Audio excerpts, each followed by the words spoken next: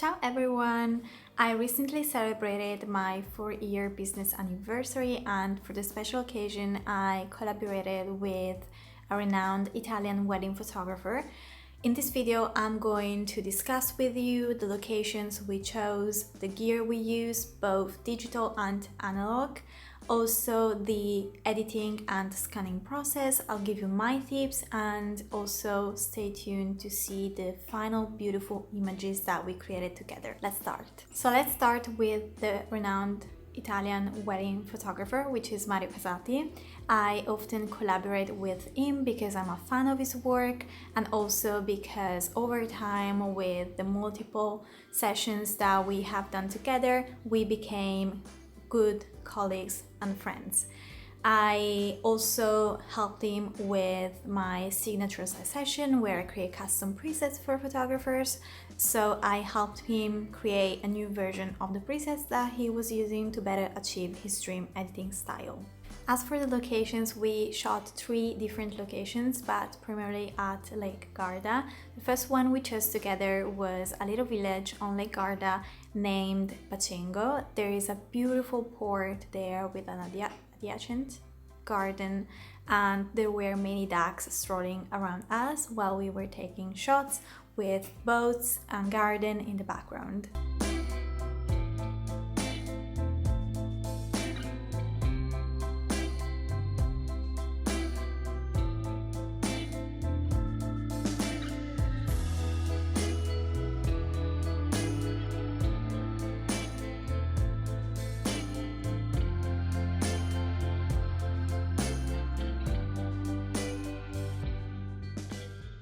The second location, still Lake Garda, but it was my kitchen.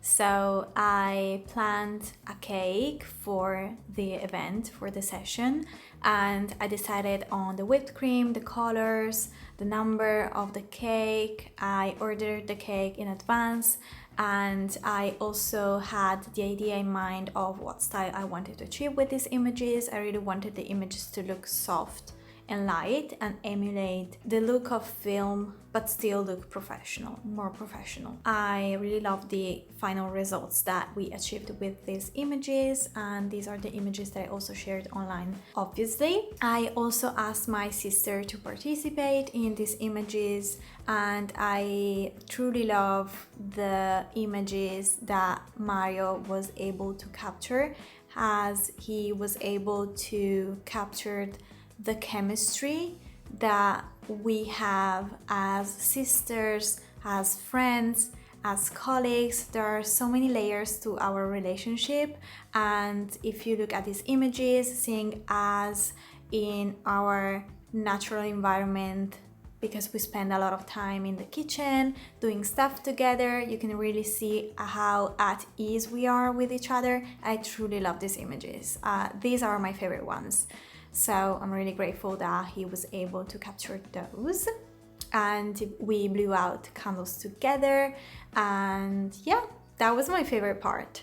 The third location was a renowned village on Lake Garda, which is Peschiera del Garda, which also holds a special place in my heart. We sat outside Dispensa degli Ufficiali, which is a tapas bar overlooking the Mincio River, which is basically this beautiful river. It looks like the vibes are like Venice, you would say. So the Mincio River is this river that flows from Lake Garda into another very famous Italian river, which is called Po. And it is one of my favorite places to sit and enjoy a coffee and enjoy some fresh air and work on emails or newsletters. So I frequently go there, and I wanted him to capture images of me in this special place. And these images are so beautiful. It was midday at this point, the light was very harsh, but I still think that we captured beautiful images. Of course, these are more vibrant than the previous location, but still I really love them. As for gear, as for digital, Mario shot with a Sony A7M4 and a 50mm 1.2 lens. And We also shot a few images with his Ricoh GR3 in JPEG. We wanted to test the new camera he bought, and I might say that these images turned out so beautiful even if it was JPEG. This camera is really able to produce JPEGs that emulate film, so the images that you are about to see on screen or that you are seeing on screen are unedited. So this, I think it's a great camera for those who want to use this camera for day-to-day documentation or images and don't have the time or don't want to spend time editing these images. So for day-to-day life photography, I would highly recommend this, or if you don't have enough experience to shoot RAW and then edit, or if you're not proficient at editing in Lightroom. As for the film gear, we use my Canon AE1 with Portra 400, which works perfectly with skin tones. Although it was midday at this point, as mentioned before, the light was very harsh, but I still think that these images turned out great. As for the editing and scanning process, so for the digital images, I culled and edited the raw files that Mario captured with the Sony in Lightroom, following my successful workflow that I created over the past years as a full-time hybrid photo editor, editing more than 750 large wedding catalogs. So I refined my workflow. I created a course, a free editing guide. You can find this link down below. Follow the steps and it allows me to cull and edit in just a few hours. In fact, there are other videos on this channel of me culling and editing that session. As for the editing part, what also helped me a lot was using the new AI masking tool that Lightroom offers. I have been using this since they launched it. I have also created an entire module in my course explaining how to use it, how to cut your editing time in half using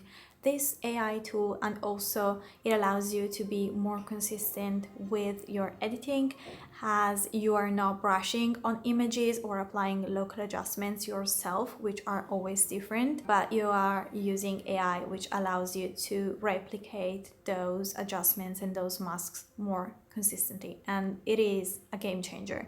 So if you have never used that, I highly recommend. As for the film scans, I scanned and edited those myself. As for scanning, I used the Epson V600 Photo, which is a scanner that I have here on my desk. I also used Lightroom and Negative Lab Pro, which is a software. I was initially scanning and editing in Lightroom myself manually, and that was great, but it was taking me so long. And then I was gifted access to Negative Lab Pro, which again has been a game changer because it allows me to convert those negatives faster, and also it allows me to work on so many sliders that I did not have access to in the basic Lightroom panel, because my favorite ones are the sliders that allows you to refine the tones and colors that you want to add to highlights, midtones, and shadows, which is something that when talking to photographers during the signature sessions, I hear photographers overlooking this step a lot or just skipping this step a lot. I'm not talking about film scans, I'm talking about editing in general. They don't use the color grading tools in Lightroom, which are the exact same tools that I'm using in the Negative Lab Pro when I'm editing film scans, and I am also doing color grading when I'm working with digitals. But color grading is so important, especially if you, like me, love film and want to emulate those beautiful and soft, ethereal, dreamy film tones, or if you're trying to match a film scan that you took. And that's it. Thank you so much for watching. I hope you found this video helpful. If you have any questions, just let me know. And also don't forget to check out the videos that are about to appear on the screen. Ciao, grazie.